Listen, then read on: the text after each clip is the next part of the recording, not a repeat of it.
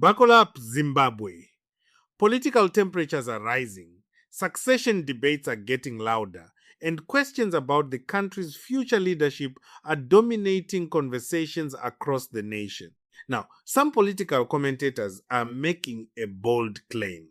President Emerson Mnangagwa's political clock may already be ticking as debates over Constitutional Amendment Bill number 3, the 2030 agenda, and growing divisions within political circles continue. Many Zimbabweans are asking one question: what happens next? Let's get into it. Journalists are supposed to be given the opportunity to practice their trade. So are nurses, so are doctors. But our doctors and our nurses have been turned into prostitutes because they want to get money because their profession has been bastardized. Fellow compatriots, the major crisis that our country faces is not the change of the constitution. That is not the major crisis. It is of a leadership that does not love its people. Yes. That has no respect for the values of freedom of expression and of human rights. These things are now being permeated in constitutional change. But the real deep issue, the real deep-seated issue in Zimbabwe is a leadership that does not respect its people, that would rather use money to buy cars and to donate to people instead of putting pills in hospitals. And because they don't love their people, a constitution becomes nothing but just a paper.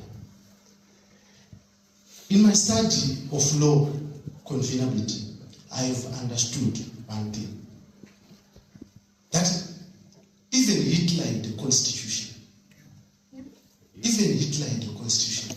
So constitutionalism is not about following what is written in the constitution, but it is giving life to the aspirations of the people.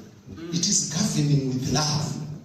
It is allowing me to practice my trade, my profession of choice, and to be able to be there for my children, to be able to go home feeling safe. When our choice is taken away from us by those that are ostensibly elected to protect us, it becomes a problem. My last note, convener said, is that as we do whatever we do, I think there's one thing as Zimbabweans that we should do, and we should do it well. It is to protect the integrity of the judiciary and its independence. Because everything that happens will end in the theater of the courtroom as the last defender of democracy. I am certain, without any doubt, that if we had secured the independence of the judiciary, we would have challenged this constitutional amendment safely in the courts of law without any problem. We fear this because we have seen it time and again what our judges have done, the judgments that have been put.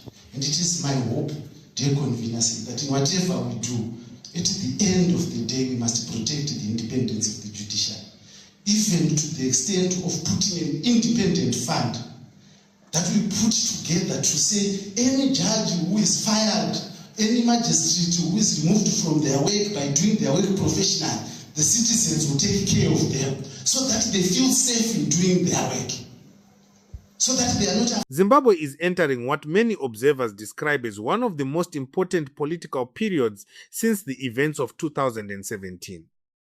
The debate surrounding Constitutional Amendment Bill number 3 has transformed from a legal discussion into a broader national conversation about leadership, succession, and the future direction of the country. Supporters of the government argue that the focus should remain on development, economic growth, and national stability. Critics, however, believe the country is entering a new political chapter where questions about future leadership can no longer be ignored. Over the past few months, the political landscape has become increasingly tense. Constitutional Amendment Bill number 3 has divided Parliament. Former government officials have spoken out. Opposition figures have raised concerns. Retired military officers have entered the debate. Church leaders have called for peace. And ordinary citizens continue discussing what Zimbabwe's future should look like. The result is a political environment filled with uncertainty and speculation. At the center of many discussions is the issue of succession. Who will lead Zimbabwe in the future? How will that transition happen? And what role will constitutional reforms play in shaping that future? These questions are now dominating political conversations across the country.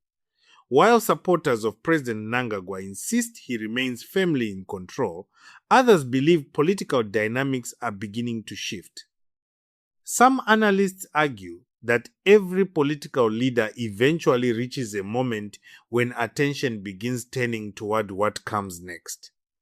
Not necessarily because their leadership has ended, but because politics is always preparing for the future.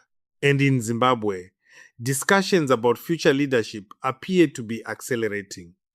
This is one reason why debates surrounding CAB3 have become so intense. For many people, the bill is no longer just about constitutional amendments. It has become linked to larger questions about power and succession. At the same time, supporters of the president remain confident. They point to infrastructure projects, government programs, and development initiatives as evidence that the administration still enjoys significant support. They argue that political speculation should not distract from national development priorities. From their perspective, Zimbabwe should focus on progress rather than political rumors.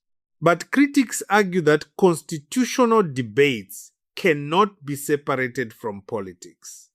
According to them, changes to governance structures inevitably influence future leadership arrangements. That is why every parliamentary debate, every public statement, and every political alliance is receiving close attention. The stakes are simply too high.